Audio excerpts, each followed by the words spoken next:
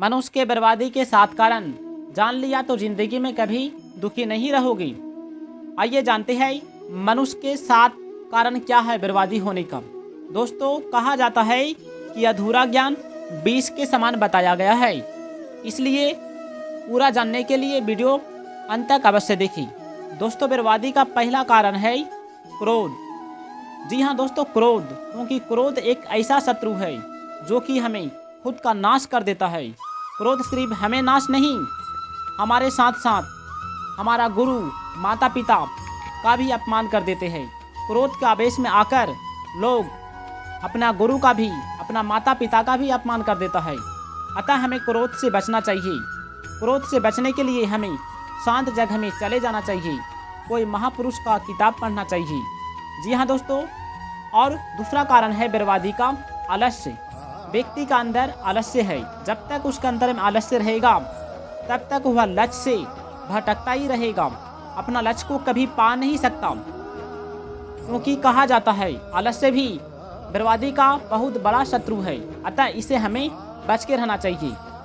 व्यक्ति आलस्य और भ्रम में अपना अमूल्य समय नष्ट कर देता है, जिससे उसका पतन हो जाता है। जब हम मन से इंद्रियों को अपने वश में कर लेते हैं तो इंद्रियां जिद नहीं करती, उनको जहां लगाना चाहिए वहीं में लग जाती है, और जहां से उनको हटाना चाहिए वहां से वो हट जाती है। जब कर्म अपने लिए न करके दूसरों के लिए कर्म किया जाता है तो वह कर्म योगी कहलाता है। अपने लिए कर्म करने से अपना संबंध कर्म तथा कर्म फल के साथ हो जाता है, और अपने लिए कर्म न करके दूसरों के लिए कर्म करने से कर्म तथा कर्म फल का संबंध दूसरों के साथ तथा परमात्मा का संबंध अपने साथ हो जाता है।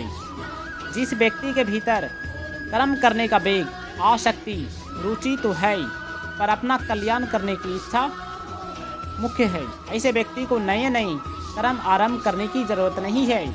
उसके लिए केवल एक प्राप्त परिस्थिति का सदुपयोग करने की आवश्यकता है। व्रत, उपवास, उपासना, पूजा पाठ इत्यादि कर्म कहे गए हैं। जो व्यक्ति झूठ बोलना, चोरी करना, हिंसा करना इत्यादि निषिद्ध कर्मों का त्याग कर देता है, उसके विहित कर्म स्वतः होने लगता है।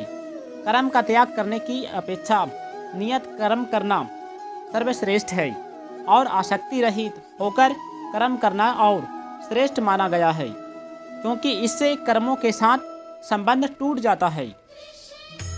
मनुष्य के बर्बादी के तीसरे सबसे बड़े कारण है अहंकार। जी हाँ दोस्तों, अहंकार। जब मनुष्य का पास ज़्यादा रुपया पैसा हो जाता है तो अहंकार करने लगता है, घमंड करने लगता है, तो उसका भी पतन हो जाता है। अतः हमें कभी भी घमंड, अहंकार नहीं करना चाहिए। हम चाहे कितना भी बड़े से बड़े क्यों ना हो जाए, हमें सभी का सम्मान करना चाहिए। हमें हमेशा अपना गुरु का, अपने माता पिता का इज्जत करना चाहिए। हमें ऐसा कर्म करना चाहिए जो आगे चल के हमारा नाम रोशन हो, हम अपना माता पिता का नाम रोशन कर पाए। हमें ऐसा ही कर्म करना चाहिए। मनुष्य के बर्बादी का चौथा कारण है समय का दुरुपयोग करना। जी हाँ दोस्तों, व्यक्ति समय का दुरुपयोग आजकल ज़्यादा ही कर रहे हैं, क्योंकि उसे कितना सोना चाहिए, कितना घंटा का नींद लेना चाहिए, ये उसे पता नहीं। कोई कोई तो इतना सोते हैं कि सुबह सुबह का 8 बजा देते हैं।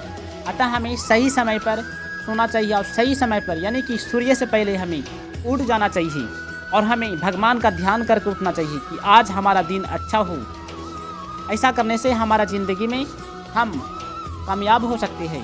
भगवान श्री कृष्ण कहते हैं, कर्तव्य कर्मों से जी चुराने वाला व्यक्ति नींद, आलस्य और भ्रम में अपना मूल्य समय को नष्ट कर देता है, और उसका पतन हो जाता है।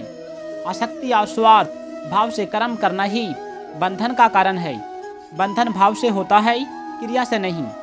मनुष्य कर्मों से नहीं बनता, बल्कि कर्मों में जो आसक्ति और स्वार्थ भाव रखता है उसमें ही बनता चला जाता है। जो कुछ किया जाता है संसार की सहायता से ही किया जाता है, अतः करना संसार के लिए ही है। अपने लिए करने से ही व्यक्ति कर्मों से बंधता है। दूसरों के हित की भावना से किए जाने वाला सब कर्म यज्ञ है।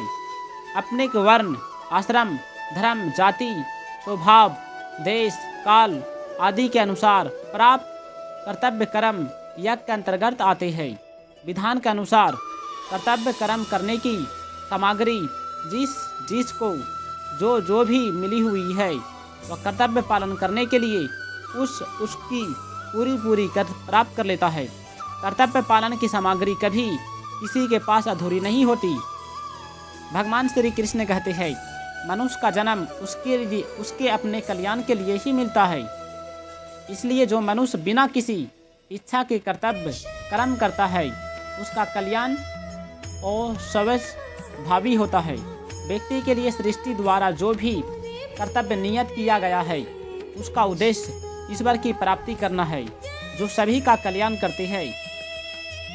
जब व्यक्ति किसी की साधन कर्मयोग ज्ञानयोग भक्ति योग द्वारा अपने उद्देश्य को पूर्ण कर लेता है तो उसके लिए कुछ भी करना जानना अथवा पाना शेष नहीं रहता। यह मनुष्य जीवन की परम सफलता है। साधारण व्यक्ति इच्छा पूर्ति के लिए कर्म करते हैं और कर्मयोगी इच्छा मुक्ति के लिए कर्म करते हैं। सहज कर्म में यदि कोई दोष दिखाई दे तो भी उसका त्याग नहीं करना चाहिए, क्योंकि सहज कर्म को करता हुआ मनुष्य कभी पाप का भागी नहीं बनता। जो व्यक्ति शरीर इंद्रियां मन बुद्धि धन कुटुंब जमीन आदि पदार्थों को संसार का मानता है अपना नहीं वह श्रेष्ठ होता है।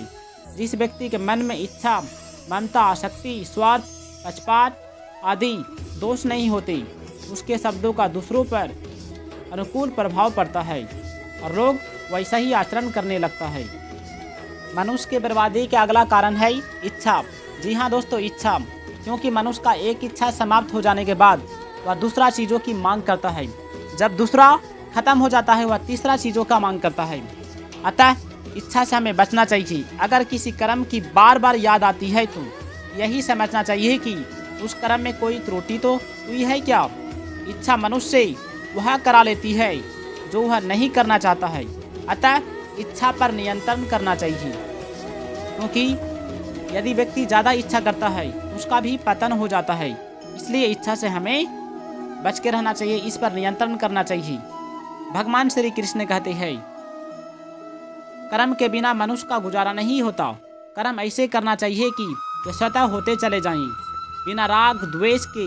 दूसरी बात, इंद्रियों को वश में रखना बेहद ज़रूरी बताया गया है, क्योंकि जो इंद्रियां के वश में होता है वह अनेक बुरे कर्म करके अपने जीवन का पतन कर लेता है। तीसरी और अहम बात, कामना या इच्छा पर नियंत्रण, क्योंकि कामना पर नियंत्रण न पाने से इनका अनवरत सिलसिला बना रहता है।